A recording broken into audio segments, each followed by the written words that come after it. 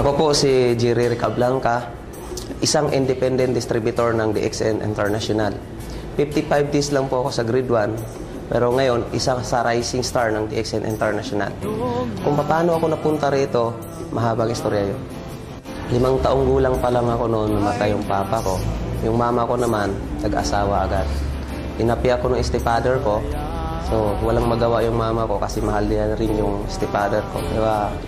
Nung 9 na taong gulang pa lang ako, lumayas na ako. At dito ako napunta sa Maynila. Dito sa Maynila, namasukan ako bilang isang katulong, tagalinis ng plato, tagalinis ng bahay. So, binigyan ako ng amo ko ng 50 pesos kada buwan na sweldo. Paglipas ng mga isang taon, so, nabigyan ako ng pagkakataon na bumalik sa Negros. Nung nasa Negros naman ako, ang trabaho ko naman noon, tagadilig ng halaman, tsaka tagalinis ng kulungan ng baboy. So, ang sweldo ko noon, mga 120 pesos ang isang buwan. Nung nasa South Cotabato ako, helper ako ng isang shop. Taga-abot lang ng welding rod. Hanggang mating yung time na naging vulcanizer din ako. So, pagkatapos ng naging vulcanizer, kumbaga mas malaki pa yung gulong kaysa sa katawan ko, lumipat ako, nanghas ako na maging pahinanti. So, noon pa man, pinilit ko talagang gawin lahat dahil nasa pakalaki talaga yung pangarap ko sa buhay. Napunta naman ako sa Bungtod, Tago, Surigao del Sur.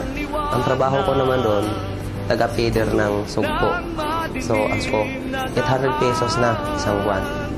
Ngayon, 19 years old na ako noon nang na-discover ako ng isang technician na hindi pala ako marunong magsulat o magbasa. Naawa siya, tinuruan niya akong magsulat ng pangalan, apelido. So, pinagtiyagaan niya ako sa loob ng 6 na buwan hanggang sa natuto. So, sa kauna-unahang pagkakataon sa buong buhay ko, doon ko palang natutunan at malaman kung paano magsulat ng pangalan ko at saka apelido. So, magmula noon, nagkalakas loob ako na pumunta ng Maynila. Kasi alam ko wala akong pera noon. Wala ko rin akong matitirhan. Pero naniniwala ko sa sarili ko na ang success sa isang tao ay hinahanap yan. Sabi nga doon sa libro na basa ko, success is not destiny, it's a journey. Pero hindi pala ganun kadali yun. Nung pagpunta ko dito sa Maynila, nung maghanap na ako ng trabaho, napakahirap palang mag-apply dito pag wala kang pinag-aralan. So imagine, pag nag-apply ka, hinahanapan kanila ng requirement. Eh pagtingin sa biodata, ni grade 1 walang tinapos. Kaya walang tumanggap sa akin. So, ang bagsak ko, construction worker. Dahil wala na akong ibang mapuntahang trabaho, kundi yun lang. So doon, alam kong napakahirap yun. At hindi bagay sa katawan ko. Pero yun lang ang trabaho na tatanggap sa akin. Kaya umabot din ako ng mga 7 taon. Pero kahit nandun ako sa construction, nanghas pa rin akong mag-apply ng ibang trabaho para baguhin naman yung estilo ng buhay ko. Kasi napakahirap talaga. So, nag-apply ako bilang gwardiya. OJT ako noon. Halos 4 na buwan din ako nag-OJT. Taga-saludo lang ako ng mga dumadaan. So, galit sa akin mga kasamaan kong gwardiya kasi kahit taxi na dumadaan, sinasaluduhan ko. So, dumating yung time na may nagtatanong ng English, hindi ko may sasagot dahil hindi ko maintindihan. Hanggang sa natanggal din ako, hindi rin ako pumasa. Akala ko, wala na akong pag-asa sa buhay. Kasi hindi na ako makahanap ng ibang trabaho. Akala ko noon, sa construction worker lang talaga ako nababagay. Pero hindi pala. Hanggang nabigyan ako ng pagkakataon na nakita ko ang DXN International. At dito pala, magsisimula na magbabago ang buhay ko. Dito sa DXN International, sa tingin ko, ito na yung napaka-perfect company. Kasi walang hinihingi dito ng requirement. May pinag-aralan ka man o wala. Mahirap ka man, mayaman ka man. Welcome ka rito sa DXN. Dito, nakita ko talaga na napakaganda yung marketing plan. So, kahit wala kang pinag-aralan, ang dali intindihin. Kaya nag-decide ako na kailangan i-full-time ko yung independent distributor ng DXN. Pero napakahirap para sa akin noon nung sinimulan kong DXN dahil wala na akong bahay nung mauwian. Sa waiting shed ako natutulog, nagsasapin ko lang ako ng karton. Pag umulan naman, naghahanap ako ng mga tricycle na kaparada, jeep na kaparada, doon ako natutulog. At ang masakit pa nito dahil wala akong pera talaga. So nilalakad ko yun papunta sa office, makarating lang ako. Layo siguro, mga 9 kilometers from Santa Lucia to Jollibee Plaza. At masakit pa nito pagdating sa office, gutom na ako, wala rin akong pera. Nilalakasan ko loob ko, tatayo ako sa cashier. Manghihiram ako ng 2 piso ng mga bumibili ron. Hanggang sa pag nakaipon ako, ibibili ko ng Skyflake sa labas. Doon naman sa maintenance ko, ang ginagawa ko noon, alas 5 pa lang ng madaling araw, lumalabas na ako. So, sinasabayan ko yung nagja-jogging sa Santa Lucia, sa park. Inaalok ko ng isang sasi ng kape.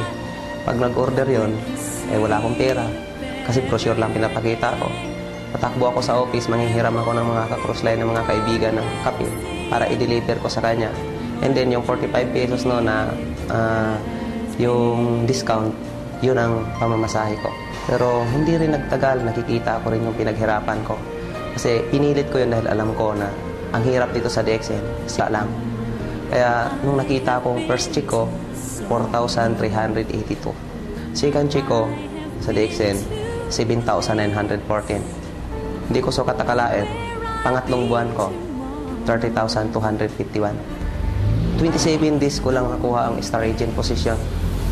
Then, 2 months and 11 days, nakuha ko po yung Star Rookie. Kaya napakadali lang ho sa akin para naging rising star dito sa DXN. Magmula noon, nakahanap na ako ng magandang tirahan kahit nag-a-apartment na ako. Hindi na ako sa waiting seat na natulog. Ang pinakamagandang blessing sa akin ng DXN, 9 months pa lang po, nakapunta na ako ng Malaysia. At yan ang kauna-unahang pagkakataon na nakasakay ako ng eroplano at nakapunta ng kahit Asia man lang. Tingin ko noon, pag kung nakikita ako na nasa hotel kami na tutulog, isa sa pinakamalaking hotel ng buong Asia, ng Ginting Island. So parang tumutulo luha ko na parang kailan lang, pala hinahawakan ko, simento hinahalo ko, parang kailan lang, nasa karton ako natutulog. Pero doon ko naramdaman na isa sa pinakamalaking hotel ng Asia, nahigaan ko na. Sa buhay ng isang tao, dapat masipag ka, matyaga ka. So, ang swerte ko kasi nakita ko ang DXN. So, ang sipag ko doon sa construction, inilipat ko lang dito sa DXN. At dito ko nakikita na napakalaking bunga nung sipag na ininvest ko sa DXN.